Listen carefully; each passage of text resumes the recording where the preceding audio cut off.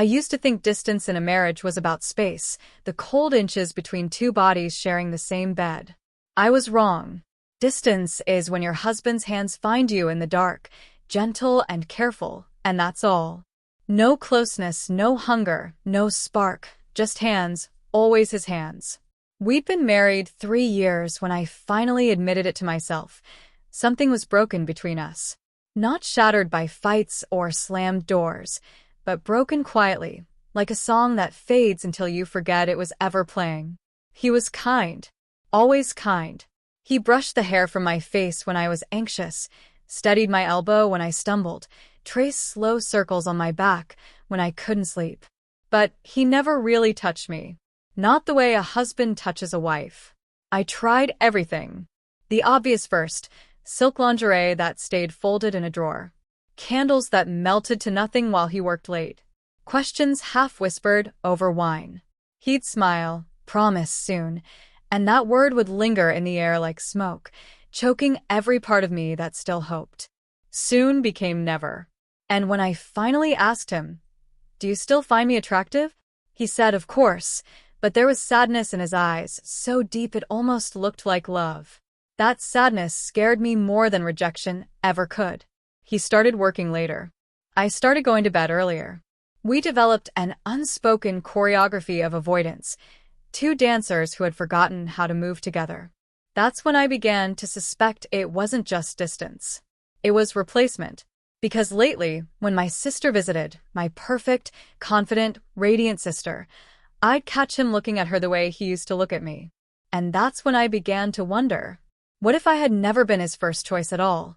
Once that thought took root, it grew like ivy through every corner of my mind, twisting around every memory until even the happy ones felt poisoned. What if I'd always been the backup plan? It would explain everything. The careful distance, the hesitation, the way he touched me like I was a fragile obligation instead of a woman he desired. It would explain the way he looked at my sister. She'd visited last month, my older sister, my opposite in every way. She glowed with easy confidence, the kind of charm that made waiters remember her name and strangers start conversations. I watched him watch her at dinner. The way his attention sharpened when she spoke. The small, involuntary smile when she laughed. He wasn't cruel about it, he never said anything inappropriate, but that almost made it worse. His restraint felt practiced. Familiar. When she left, he asked about her life in Boston, what she was working on, whether she was dating. He'd never cared about those details before. After that night, I started noticing things I'd ignored for years. Her old graduation photo sitting on his office shelf, one I'd assumed my mother had placed there. The way he always asked how she was doing before asking about my parents. The way his voice softened when he said her name. Small things. Tiny, microscopic clues. But when your heart is starving for answers, even crumbs feel like truth. That week, I stopped buying groceries for 2. I started separating my finances just in case. I began applying for a position in another city, one that would give me an excuse to leave without having to say, "I'm leaving you." I told myself I was just preparing for the inevitable. Then one Friday evening, I came home early, a pounding headache, a rough day, and I heard his voice drifting from the kitchen. He was on the phone. I recognized the name, one of his old college friends, someone he still met for the occasional beer. I didn't mean to listen, but something in his tone rooted me to the floor. "You ever worry you'll hurt someone just by wanting them?" he said. My breath caught. There was a pause, then his laugh, soft, bitter, broken. "She's my wife. I love her. That's exactly why I can't." I froze. Every hair on my neck stood on end. He kept talking, his voice lower now, almost a whisper. "Sometimes I lie awake watching her sleep, and I'm terrified. Not of her, of myself. Of what it means to want someone this much when you know what you're capable of." Silence. Then a rustle. Then the click of the call ending. I stood there in the hallway, my keys still in my hand, heart pounding so loudly, I was sure he'd hear it if I moved. What did that mean? What was he capable of? The theory I'd built, of my own inadequacy, of my sister's shadow, crumbled in an instant. Something else was hiding underneath it. Something darker. That night, I couldn't sleep. Every sound in the house seemed amplified. The tick of the clock, the whisper of the wind against the window, the soft creak of the floorboards as he moved downstairs. I lay there in the dark, my mind replaying his words again and again. I'm terrified. Not of her, of myself. What did that mean? How could a man be afraid of wanting his own wife? At 2 a.m., I made a decision. One last try, one real, raw, unfiltered attempt to reach him before I gave up completely. The next day I prepared. Not in the obvious ways. I'd tried those already. The dresses, the perfume, the half-lit candles that only made the silence heavier. No, this time I prepared to listen. To break through whatever wall he'd built, even if it hurt. That evening, I sat waiting on the edge of our bed when I heard his footsteps on the stairs. He stopped in the doorway, surprise flickering across his face. "Hey," he said softly. "Come here," I whispered. He approached like I was something wild that might spook. When he sat beside me, he left 6 careful inches of space. 6 inches that felt like a canyon. "I miss you," I said. "I'm right here." "Are you?" He looked away. I could see the muscles in his jaw tense, the effort it took not to speak, not to feel. So I reached for him first. Not timidly. Not waiting for permission. I kissed him. Really kissed him, the way I used to before our marriage became a polite truce. For a heartbeat, he kissed me back. His hand came up to my cheek. I felt the warmth, the possibility, the beginning of something real. And then he pulled away. Stood. Put his hands in his pockets, like a man afraid of his own fingers. "I'm sorry," he said hoarsely. I need to check something downstairs." He left. A minute became 10. 10 became 20. When I finally went down, he was in his office, staring at his computer screen. Not typing, not reading, just staring like the light might burn him. "What are you so afraid of?" I asked. He didn't turn around. "It's not that simple." "Then explain it. Because from where I'm standing, you can't even look at me, you won't touch me, and I don't understand why you even married me if..." "Don't." He spun his chair toward me, eyes suddenly fierce. "Why not?" I pushed. "It's true, isn't it? You don't want me." "You think I don't want you?" he snapped, standing now, running both hands through his hair. "You think that's what this is? What else am I supposed to think?" He stared at me for a long, unbearable moment, something flickering in his eyes that looked almost like pain. Then he shook his head. "I can't do this right now." "Of course you can't," I said bitterly. "You never can." I grabbed my phone and keys and walked out. He called my name, but I didn't stop. Because if I did, I'd cry. And I wasn't ready to let him see me break. My best friend opened her door before I could even knock twice. She took one look at my face, stepped aside, and said softly, "Come in." Her apartment smelled like chamomile tea and safety. The kind of place where people said what they meant.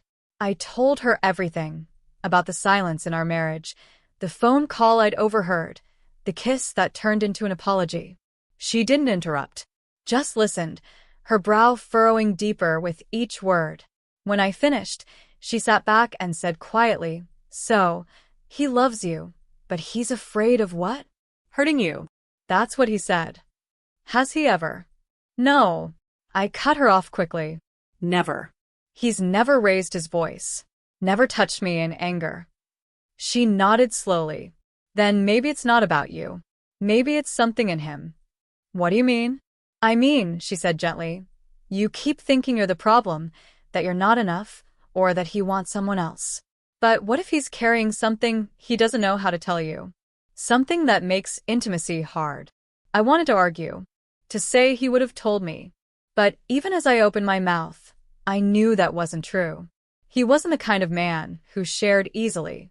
He handled stress quietly, pain privately, joy silently, as if emotion itself were something shameful. "So, what do I do?" I asked finally. She sipped her tea. "You go home. You ask him. And you stop guessing." I nodded, though the thought of walking back into that house made my stomach twist. I stayed the night, the first night I'd ever spent away from him since we'd married. He texted me around midnight. I'm sorry. Please come home. We need to talk. I stared at the glowing screen until the words blurred. Then I turned the phone face down. Tomorrow, I told myself. I'll deal with it tomorrow. But tomorrow stretched into 3 long days. 3 days of pacing my friend's apartment, reading his messages without replying. I don't know what to say, except I'm sorry. Please tell me you're okay. Take all the time you need. That last one made me angrier than any of the rest. I didn't want time. I wanted truth. On the 3rd morning, my friend caught me staring blankly at my untouched coffee. She reached across the table and said, "You know what I think? I think it's time you went home and stopped letting fear do all the talking." She was right. I was tired of being afraid of what I might find. So that afternoon, I packed my bag, drove home, and braced myself for whatever waited on the other side of our front door. When I pulled into the driveway, his car was already there. My heart dropped. He was home early, or maybe he hadn't gone to work at all. For a moment, I sat in the car with my hand on the steering wheel, just breathing. The house looked the same curtains, same porch light, same neat lawn, but something in the air felt off. Thicker.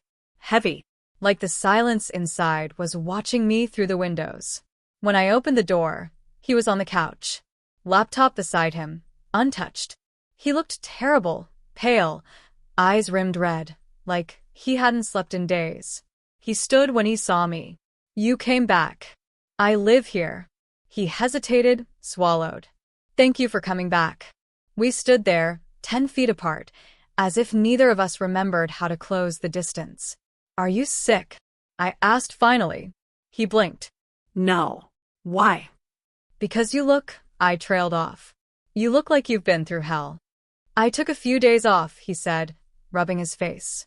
"Couldn't focus. Couldn't do anything. Kept thinking about you leaving." His voice cracked a little on the last word. "I couldn't do anything else." Something in me softened. I'd expected anger, maybe denial, not this fragile honesty. But before I could say anything, the room tilted slightly, like the air had shifted under me. "Whoa," I murmured, reaching for the wall. He was beside me instantly, one hand under my arm, the other steadying my shoulder. "When's the last time you ate?" "I'm fine," I lied. "You're not." He guided me to the couch. "Stay here." He disappeared into the kitchen. I heard the familiar sounds, cabinet doors, running water, a drawer sliding open. When he returned, he carried toast and tea, the kind I liked, with honey and too much milk. "Eat," he said softly. I did, mostly because I didn't have the strength to argue. He sat beside me, not close, but closer than before. Close enough that I could feel the warmth from his arm. After a few minutes, I realized I was shivering. "I think I have a fever," I murmured, touching my forehead. He frowned and pressed the back of his hand gently against my skin. "You're burning up. Have you been feeling sick?" "Just tired," I said weakly. "I'm calling the doctor." "It's just a fever." But I wasn't fine. By that night, I was shaking under the blankets, fever climbing past 102. He stayed up all night, bringing water, changing damp sheets, checking my temperature every hour. Every time I opened my eyes, he was there, sitting in the chair by the bed, watching quietly. Around 3 a.m., half dreaming in the heat of my fever, I felt him place a cool cloth on my forehead. "Why won't you touch me?" I whispered. His hand stilled. "I am touching you," he said. "You know what I mean." In the dark, I heard him exhale slowly, a sound like surrender. "I want to," he whispered. "More than you know." "Then why?" He hesitated. When he spoke again, his voice was barely a breath. "Because I'm afraid I'll hurt you. Because I don't trust myself to stop." I tried to make sense of the words through the haze of fever, but they didn't fit. None of them fit. Before I could ask, he smoothed the cloth across my forehead again. "Sleep," he said. "We'll talk when you're better." "I promise." And that was the last thing I heard before the darkness took me, that I got better slowly. By the end of the week, my fever was gone, but my body still felt hollow, like I'd been emptied out and stitched back together wrong. He stayed home those first few days, working from his laptop at the kitchen table, close enough to hear me if I needed anything. For a while, it almost felt normal. Almost. Then I started noticing things. Small, ordinary things. Gone. It began with my blue scarf, the soft one I wore all winter. I looked everywhere. The coat closet, the laundry basket, my car, the back of chairs. Nothing. Then, a few days later, my favorite sleep shirt vanished. The worn one with the faded logo, my comfort shirt, the one that smelled like home. At first, I brushed it off. Things got misplaced all the time. But then my lip balm disappeared from my nightstand. And the book I'd been reading, the one I'd left on the coffee table with a bookmark halfway through, was gone too. I tried not to overthink it. I told myself I'd misplaced them in my fever haze. But the thought lingered, uneasy and sharp. Someone was taking my things. One night over takeout, I brought it up casually. "Hey, have you seen my blue scarf? The one you got me for Christmas?" He looked up from his food, chopsticks pausing midair. No. "Why?" "It's missing. Along with a few other things. Maybe you left them at your friend's place?" "I didn't take the scarf there." I set my fork down. Or my sleep shirt. Something flickered in his expression, a tiny tightening of his jaw. He stabbed at his noodles. "I'm sure they'll turn up." The deflection was too quick, too neat. I studied him, the way he wouldn't quite meet my eyes. "Did you take them?" I asked quietly. He froze. "What? Did you take my things?" "Why would I take your things?" His voice was steady, too steady. "I don't know," I said, leaning forward. "That's why I'm asking." He stared at me for a heartbeat too long. Then, "I didn't take anything." But his tone had changed, tighter now, defensive in a way that made my stomach twist. I should have let it go. But something deep inside me, something small and frightened, refused to stay quiet. "You're lying." He stood abruptly, his chair scraping against the floor. "Can we not do this right now?" "When, then?" I shot back. "When are we actually going to talk about anything real?" He ran a hand through his hair. "I said I'd explain everything when you were better." "I am better." My voice cracked. "I've been better for days, and you're still keeping secrets." For a second, his face softened, then shuddered again. "I need some air," he muttered. And he walked out. Just like that. No coat, no phone. Just disappeared into the night and didn't come back for 2 hours. When he did, he went straight upstairs without a word.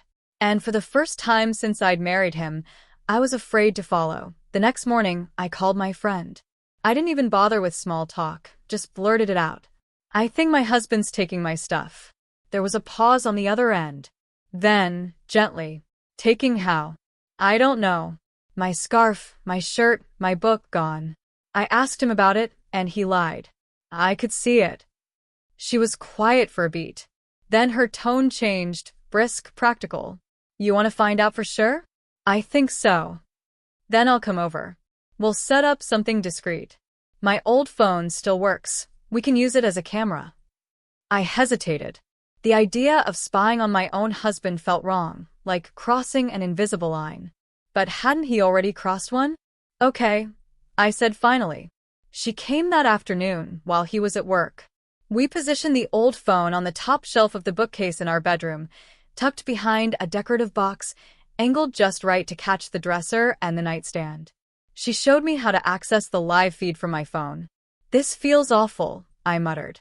"You know what else feels awful?" she said. "Being lied to in your own house." She squeezed my shoulder. "You deserve to know the truth." That night, I pretended to sleep. My phone was under my pillow, screen dimmed, the live feed open, a grainy view of the dark room. He came up around midnight. I heard the quiet shuffle of him brushing his teeth, the soft thump as he set something down on the dresser. Then the bed shifted as he lay down beside me. For a long time there was nothing, just his breathing. Slow, even, careful. An hour passed. Then 2. I was just starting to think I'd imagined everything when I felt the mattress move. A weight lifted from his side. I kept my breathing steady, shallow, pretending to dream. Through my barely open eyes, I saw him move around the room in the faint light. He opened my dresser drawer, the top one, where I kept my cardigans. He pulled one out. My gray cardigan, the one I'd worn yesterday. He stood there for a moment, just holding it. Then, and I swear my blood turned to ice, he lifted it slowly to his face and breathed it in. My heartbeat thundered in my ears. He stayed like that for almost 30 seconds, motionless, silent, like he was inhaling something sacred. Then, he folded the cardigan carefully and tucked it under his arm. He turned toward the bed. For a terrifying second, I thought he'd caught me watching. But he didn't move closer. He just looked long, slow, unreadable, and then slipped out of the room. The door clicked shut behind him. I waited until I was sure he was gone, then grabbed my phone. The video feed showed everything. Every movement. Every touch. And then, at the very edge of the frame, I saw him walk into his office and close the door. He stayed there for hours. I didn't sleep at all. Because now, I wasn't just afraid of what he was hiding. I was afraid of why. Morning came, gray and slow. He was still in his office when I woke, slumped over his desk. For a long while, I just stood in the doorway, watching. The early light fell across him, and, beside his arm, my gray cardigan, folded perfectly on the desk like an offering. He looked peaceful, almost childlike, head resting on his arms. But the sight of that cardigan made something tighten in my chest. I stepped forward and touched his shoulder. He jerked awake, blinking. When his eyes found mine, they flicked instantly to the cardigan. Guilt flooded his face. "I can explain," he said, voice raw with sleep. "Please do." He sat up slowly, rubbing his temples. "I take them because—" He stopped, as if the words hurt. "Because it's the only way I can be close to you." "That doesn't make sense," I said, though part of me already knew it did. "I know," he whispered. "You're right here, but I don't trust myself to be close to you the way you want. The way you deserve. So, I take things that smell like you. That feel like you. Because it's safe. Because I can't hurt you if all I'm holding is a piece of fabric." My pulse roared in my ears. "Where are my other things?" He hesitated, then opened the bottom drawer of his desk. Inside, neatly arranged, was a small, heartbreaking collection. My scarf, my sleep shirt, the book I'd lost, even my lip balm. Each item folded or placed carefully, like museum artifacts. "I was going to put them back," he said. "I always do. I just need them for a while." I sank into the chair opposite him, my hands trembling. It was like looking into a stranger's secret life, one that had been happening in plain sight all along. "Show me your phone," I said quietly. He blinked, confused. Why? "Please." He hesitated, then unlocked it and handed it over. I opened the photo gallery and froze. Dozens of pictures of me, not posed, not aware. Me reading on the couch. Me making coffee in the morning light. Me walking ahead of him on a trail, laughing with friends at dinner. "How long have you been taking these?" He swallowed hard. "Years." "Before we got married." I scrolled further back. The photos grew grainier, older. There I was at a cafe, reading a book. At a bookstore, tracing the spine of a novel. At a party, the one where we'd first met, my head thrown back in laughter. But the date was from before we met. "We didn't even know each other then," I whispered. "I know," he said. His voice shook. "I saw you that night, and I fell in love with you before I even knew your name. I started taking pictures because I was afraid I'd never see you again." I stared at him, my husband, and realized with a chill that he hadn't just fallen in love with me. He'd collected me. "Why didn't you tell me any of this?" "Because it would have scared you," he said simply. "Because it scares me." For the first time, his eyes filled with tears. "I love you too much. I've always loved you too much. And I don't know how to love someone this much without breaking them." I sat there, my breath shallow. All this time, I'd thought he didn't want me. But the truth was far stranger. He wanted me too much that I don't remember driving that day. Only the sound of the tires humming beneath me and my heart beating far too fast. Because when you discover your husband's love has turned into something almost ritualistic, What do you even do? You don't pack a bag. You don't run. You search for a reason to stay. That's what I did. By the time I got home from work that evening, I'd made up my mind. We need help, I told him, standing in the doorway of his office, the same office that now smelled faintly of my perfume from all the things he'd stolen. He looked up slowly. What kind of help? Professional. Therapy. Someone who can help us figure out what this is. He hesitated, then nodded, almost too quickly. You're not leaving. I don't know what I'm doing, I admitted, but I know we can't fix this alone. He swallowed, voice small.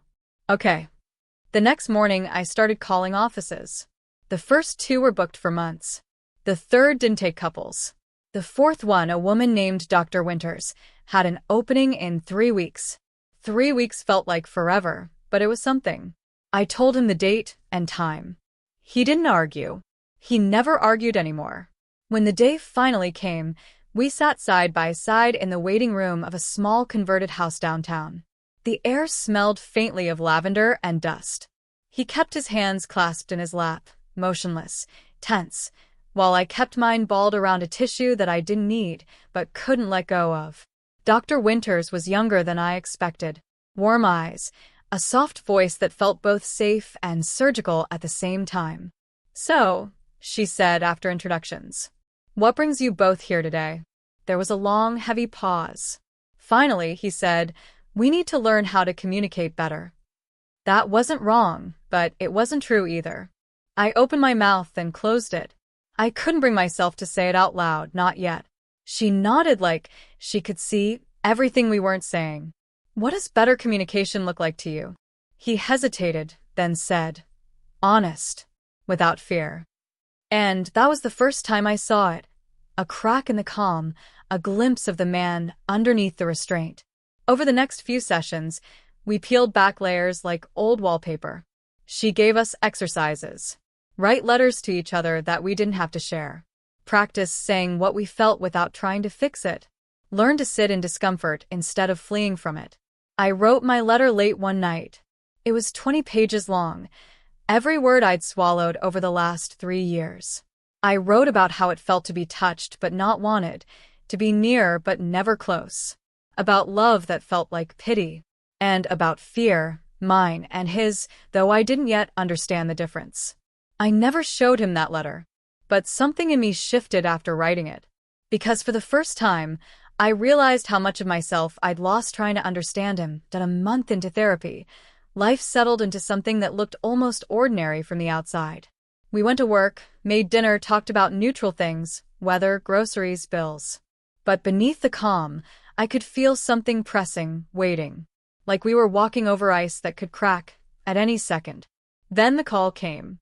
An email, really, from my old colleague. The job I'd applied for in another city months ago, back when I was planning to leave. They wanted me.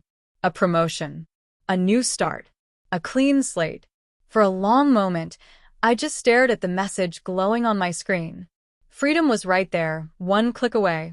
But so was the life I wasn't sure I could abandon. That evening, while we cooked dinner, something simple, just chicken and rice, I told him. They offered me the position. He looked up from the cutting board. That's great. That's what you wanted. I applied before we started therapy. He nodded, expression unreadable. And now I don't know. He went quiet. The knife kept moving, slow, methodical, until he said softly, if you want to go, I won't stop you. It should have been comforting. It wasn't, because that was always his way, control by surrender. That night, we lay side by side in bed, both awake, pretending to sleep. Are you scared I'll leave? I whispered. Yes, he said after a long pause. Terrified. But I'm more scared you'll stay and hate me for it. Silence settled between us again. Heavy. Familiar. The next week, our therapist suggested something new, evening walks. Side-by-side movement helps, she said. It makes it easier to talk without confrontation. So we walked. Around the neighborhood, through the park, sometimes in silence, sometimes speaking in half-thoughts. It was on one of those walks, the sky fading to gold and purple, that he told me the first real piece of truth. I taught myself not to need things, he said quietly. Not to want them. Not to ask.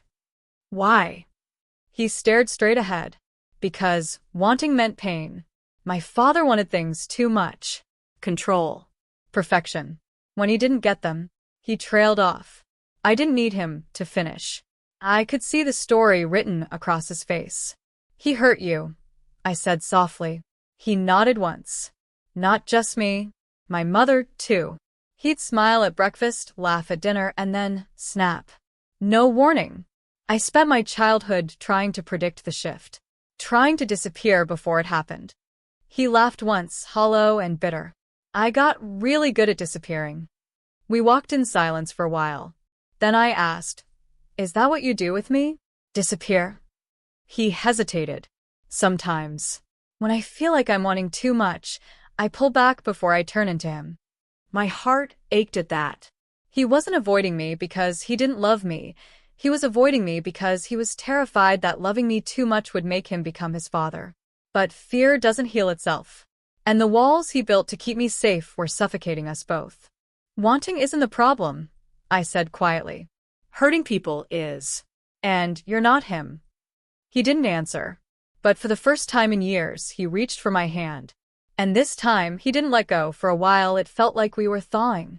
Little things, shared coffee, small smiles, the sound of laughter in our kitchen again, like sunlight through cracks. Then my sister called. She was coming home from Boston for a visit. "Let's do dinner," she said brightly. "You and him both. It's been too long." The second I hung up, the quiet in our house shifted. It was subtle, the way he straightened a little too quickly, the way his shoulders tensed when I mentioned her name. I noticed. I always noticed. "It's fine if you don't want to come," I said. "No," he said too fast. "I'll come. It's important to you." But all week, he was distant again, that careful, glass-fragile kind of quiet that meant he was retreating. Therapy progress slipped through my fingers like sand. On Friday night, I found him in his office, staring at nothing. "You don't have to prove anything," I told him. He looked up, startled. "I do. I need to show you it was never her." "Then promise me something," I said softly. "After this dinner, we talk. No more halfway truths." He nodded. "After this. I promise." The restaurant was one of those dim, trendy places with Edison bulbs and laughter that bounced off exposed brick. My sister was already there, radiant as ever, waving when she saw us. "You two look great," she said, hugging me first, then him. He smiled, polite, practiced, careful. We ordered drinks, talked about work, mutual friends, the usual family gossip. He contributed, but I could see the tension in his hands every time she laughed. I waited for the flicker, the old look of admiration I'd once imagined, but it never came. Halfway through the meal, my sister turned to me. "Mom said you might be moving for work," she said. I hesitated, glancing at him. "It's a possibility. Nothing's decided." "You should do it," she said earnestly. "You'd be great. And honestly, a change might be good for you. Last time I saw you, you seemed stuck." The word hit me like a slap. "Stuck," I said, trying to keep my tone light. "You know what I mean," she said, smiling. "Like you weren't really living, just existing." That's when his fork clattered against the plate. "She's not stuck," he said sharply. My sister blinked. "I didn't mean." "She's brilliant," he cut in. "She has friends, a life, a career. Just because she's not constantly chasing something doesn't mean she's stuck." The table went silent. Even the air seemed to pause. It wasn't anger exactly, it was defense. Fierce and protective. My sister nodded slowly. "I'm sorry. I didn't mean it like that." He looked down, embarrassed. "It's fine," he muttered, but his voice trembled just a little. The rest of dinner was quiet. In the parking lot, my sister hugged me tight. "I didn't mean to upset him," she whispered. "I know," I said. "It's fine." But in the car on the way home, the silence between us felt charged, electric. When we got inside, I headed for the kitchen, needing distance, needing air. He followed. "I need to tell you something," he said. "Okay." He leaned against the counter, hands shoved deep in his pockets. "I did have a crush on your sister," he said flatly. "Years ago. Before I met you. The words hit hard, even though I'd half expected them. It was stupid, he went on. Completely one-sided. I saw her at a few parties, thought she was confident, everything I wasn't. I built a fantasy in my head, but I never talked to her. It wasn't real. My throat felt dry. When did it end? The night I met you, he said simply. At that party where you were standing by yourself, reading book spines like you belonged there more than anyone. I forgot she existed. He looked at me, really looked at me, and I believed him. All that fantasy vanished the second I realized you were real. He moved closer, but not too close. I fell in love with you that night. Completely.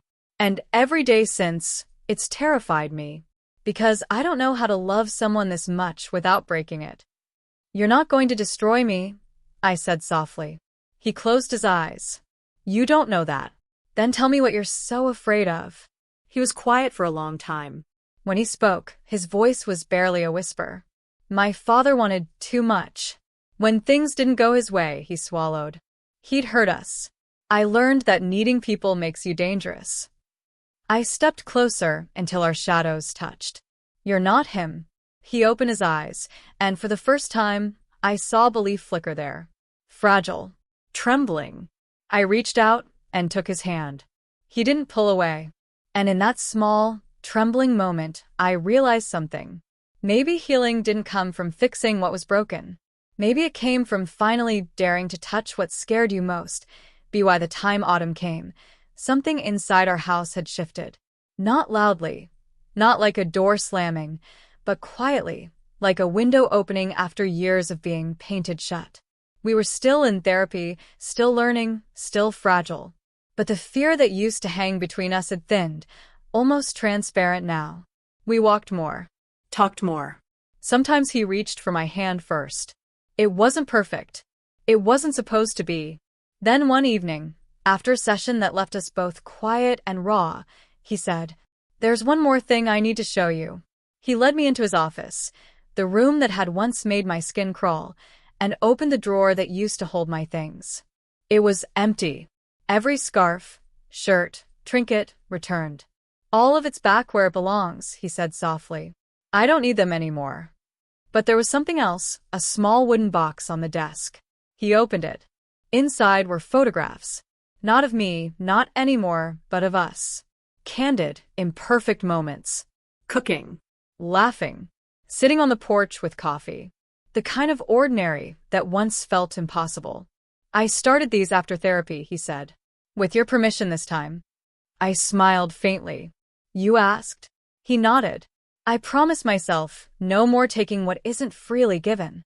We stood there, side by side, looking at the new photos layered over the old. The past and present, tangled but not fighting anymore. Do you still think love is dangerous? I asked. He took a long breath. I think love is powerful. And power can be dangerous. But it can also be gentle if you learn how to hold it. Then he reached for my hand, slow, deliberate, like a man learning to trust his own touch again. And this time, when his fingers closed around mine, he didn't flinch. Later that night, I found one last thing, a letter tucked under my pillow. His handwriting, shaky but careful. I used to believe distance kept you safe. But all it did was keep you lonely. I don't want to love you from across a room anymore. I want to love you up close and learn, every day, how to do it without fear. I read it twice. Then I slid into bed beside him, and for the first time in years, when he reached for me, his hands weren't trembling. They were steady. Warm. Human. And I realized the truth I'd been too afraid to face. He'd always wanted me. He just had to learn that wanting didn't have to hurt. Epilogue. Sometimes I still wake up and watch him sleep, the way he once did me. The house is quiet. The air calm. On his desk, the old photographs stay locked away, not hidden, not forgotten, just finished.